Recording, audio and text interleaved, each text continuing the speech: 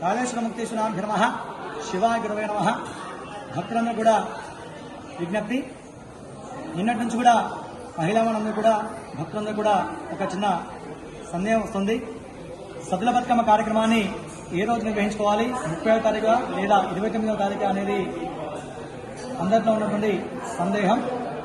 సద్దుల బతుకమ్మ కార్యక్రమాన్ని ప్రాంతీయాచారంగా ఇది తెలంగాణలో నిర్వహించేటువంటి పండుగ తప్ప ఇది ముహూర్త నిర్ణయ దీపికల్లో ఇక్కడ కూడా నిర్ణయించిన ముహూర్తం కాదు. కావున అమావాస్య నుండి 9వ రోజున ఏ రోజైతే వస్తుందో ఆ రోజున మనకు సద్దుల బతుకమ్మ కార్యక్రమాన్ని నిర్వహించుకోవాలి.